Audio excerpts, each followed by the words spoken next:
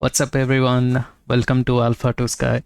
I hope you went through the video about articles 29 to 42 in the previous one. If you haven't, I would recommend you to go through that video to have a basic understanding of these articles. So in this video, we'll be solving a few questions to refresh our knowledge on these articles. Let's get started. Starting with question number 1. What must every aircraft engaged in international navigation carry on board?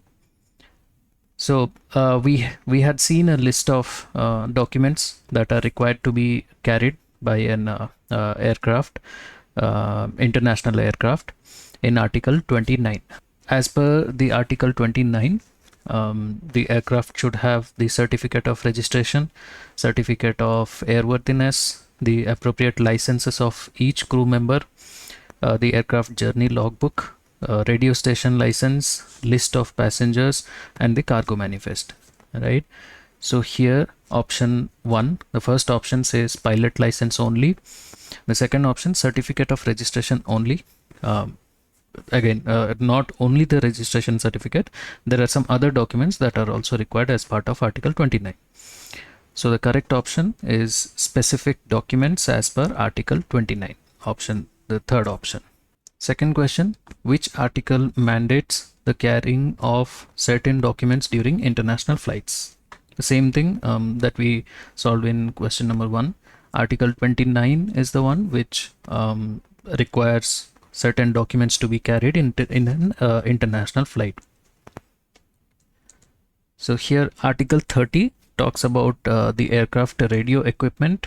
33 talks about the recognition of certificates and licenses. 31 talks about certificates of airworthiness, and 29 talks about the documents that are required to be carried in an aircraft. So the correct answer is the second option, which is Article 29.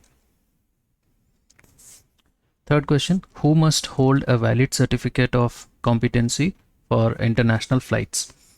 So certificate of competency is basically the license of a personnel flying the aircraft or operating the aircraft, right? Passengers, no, obviously no, passengers do not need a certificate of competency for flying.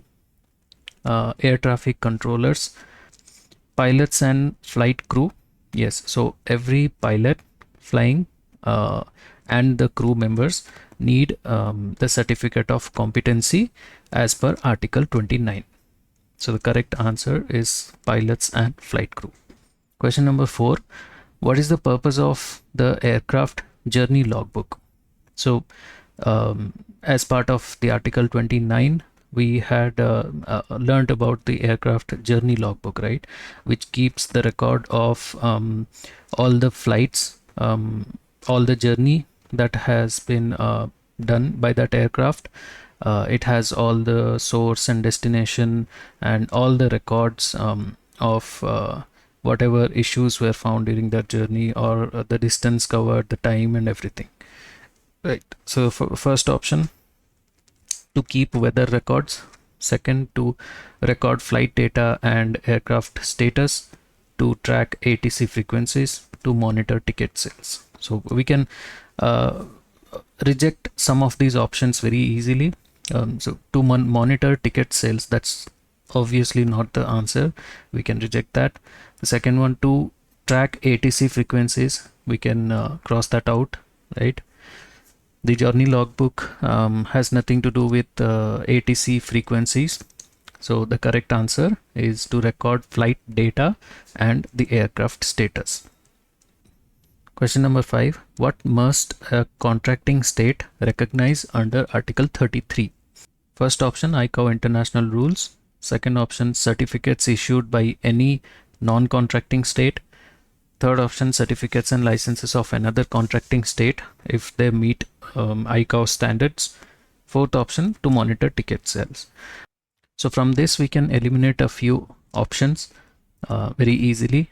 For example, the fourth one is to monitor ticket sales. So none of the articles that we studied talk about monitoring ticket sales, right? So we can eliminate that. The second option, certificates issued by any non-contracting state. right? So all these articles that we studied are about the contracting state. Contracting states are those which have agreed to the articles in the Chicago Convention, right? So a contracting state need not worry about a non-contracting state, because contracting state has anyways not agreed to these articles, right? So we can eliminate the second option as well.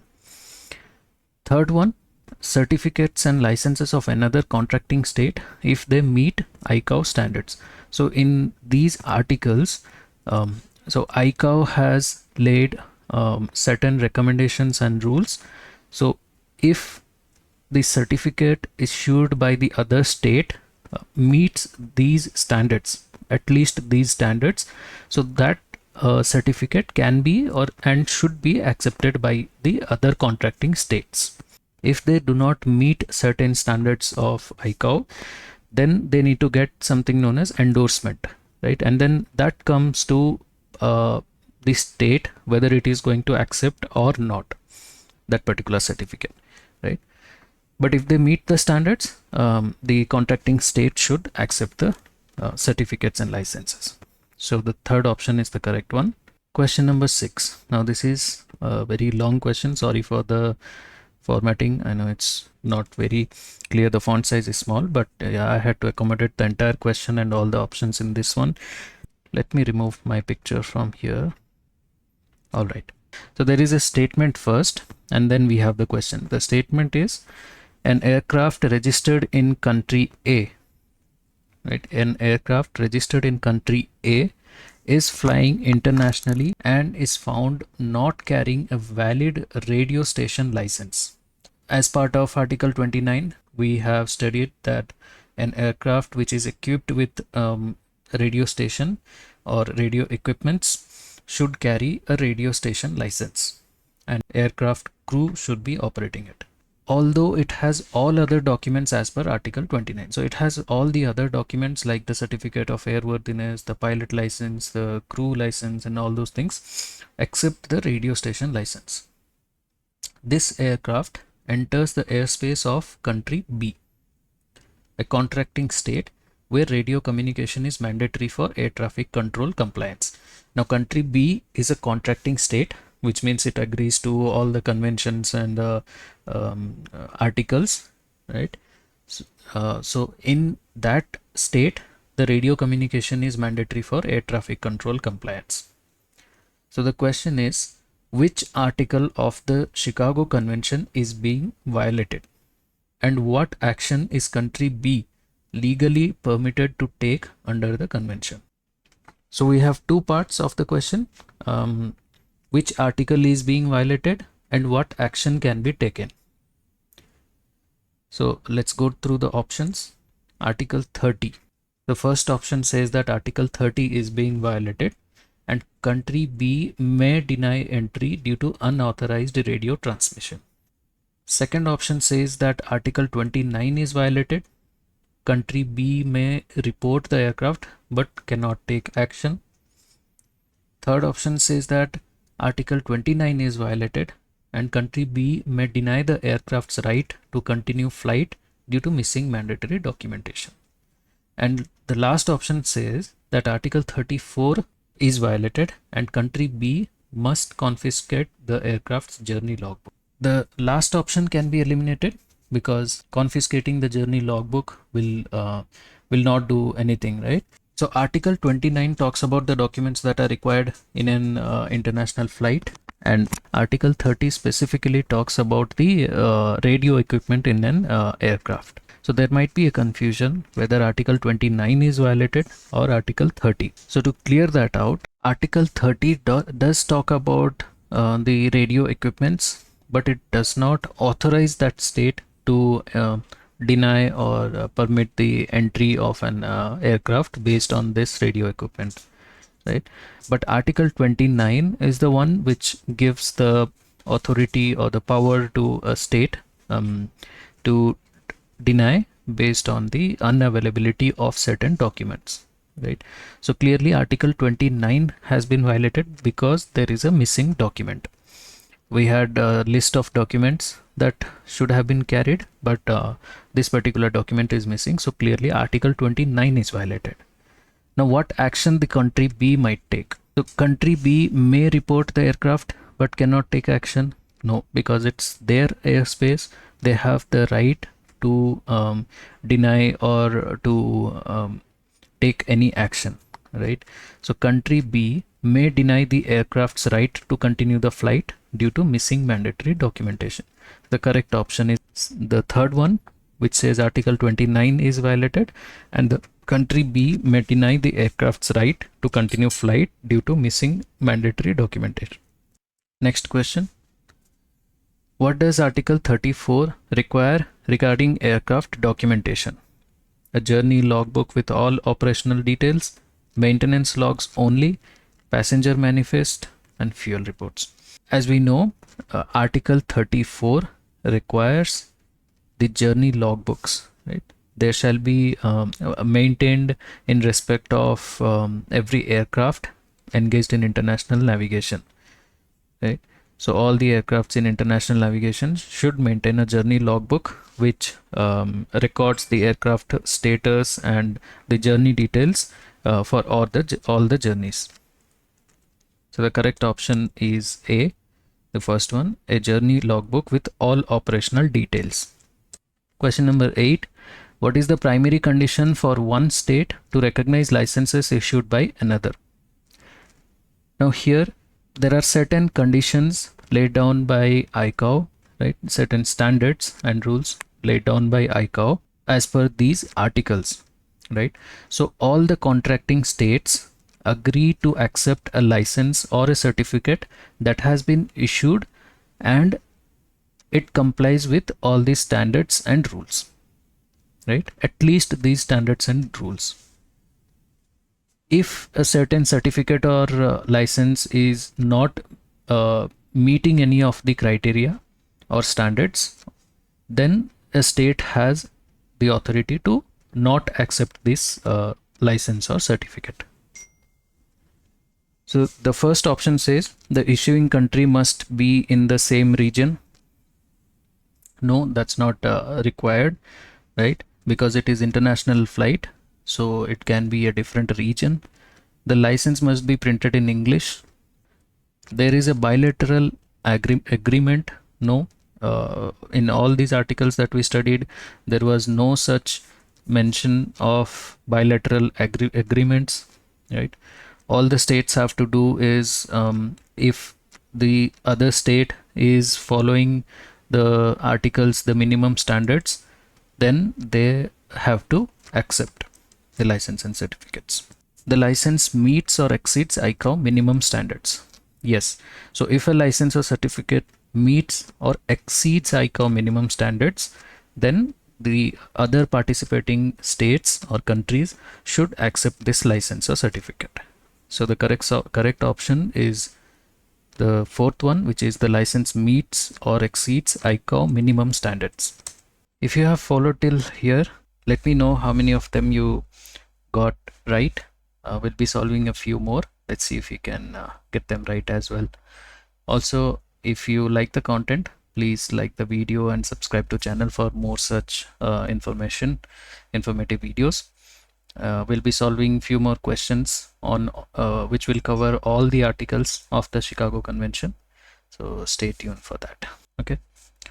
Question number 9. Which article states that aircraft must be airworthy before operating internationally? So Article 28, we know it talks about aircraft navigation facilities and standard systems. Article 29 talks about the documents carried in an aircraft. Right?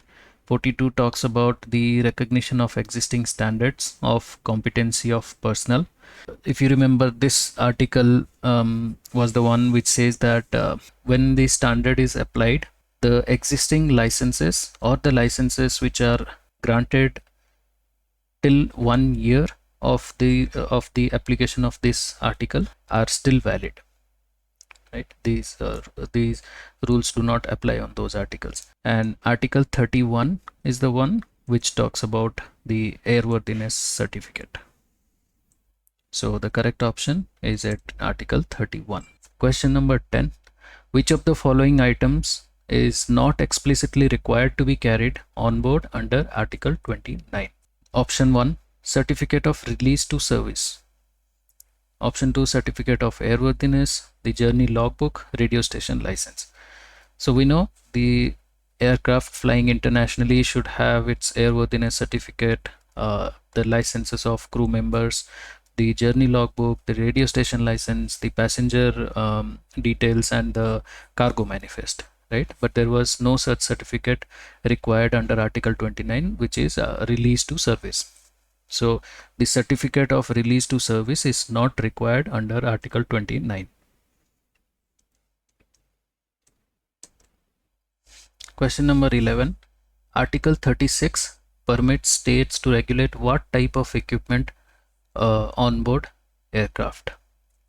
Basically, this means the Article 36 gives a participating country to regulate a particular type of equipment on the aircraft. And what is that equipment? Is it GPS? No, because GPS is required for their flight. The navigation lights, it's very important, so it should not be banned or regulated by a state. Photographic apparatus and radio. So under Article 36, a state has the authority to regulate the use of photographic apparatus in an aircraft entering its airspace, right? So the correct answer is photographic apparatus. Under Article 32, who is responsible for issuing or validating crew licenses? Now this is a very important one. Is it the ICAO which issues or validates the crew licenses? Is it the state of departure, state of arrival, or the state of aircraft registration? So think of it like this. There's an aircraft from India flying to a different country. So the personnel in the aircraft, the crew members in the aircraft, have their licenses, right? These licenses are issued by which country? Is it India, the state of departure, or the state of arrival, or the state of aircraft registration? Let's assume that the aircraft is registered in India itself, right? So the correct answer would be the state of registration, right? Because in India it is the DGCA which issues or has the authority to validate the crew licenses. So the correct option is state of aircraft registration. Under Article 29, what must an aircraft carry to communicate legally during international flights? Now, to communicate in international flights, you need the radio, right? And to operate the radio, you need radio equipments. And to have the radio equipments, you need the radio station license. So the correct answer is the radio station license. Under Article 33, recognition of certificates is based on what? Compliance with ICAO minimum standards, mutual government relations, weather conditions, passenger reviews. Now it cannot be mutual government relations because it's international aviation, right? So all the participating countries are involved, and it cannot be weather conditions which affect the recognition of certificates for sure, not the passenger reviews, right? So the correct answer is compliance with ICAO minimum standards. So if a country is complying with at least the ICAO standards, then the other participating countries should accept the license and certificates issued by this country. Right.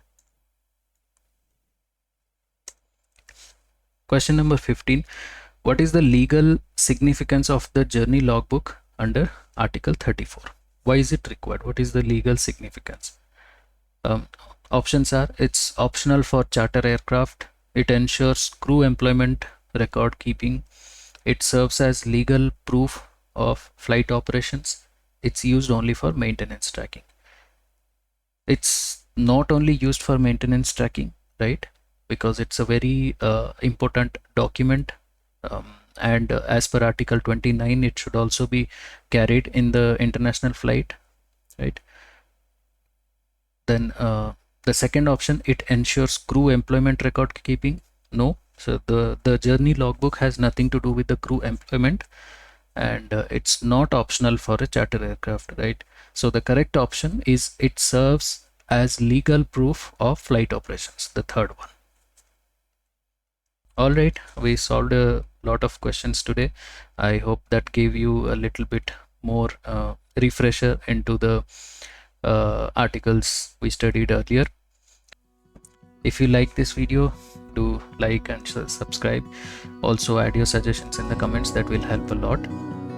And remember, your wings already exist. All you have to do is fly. Thank you.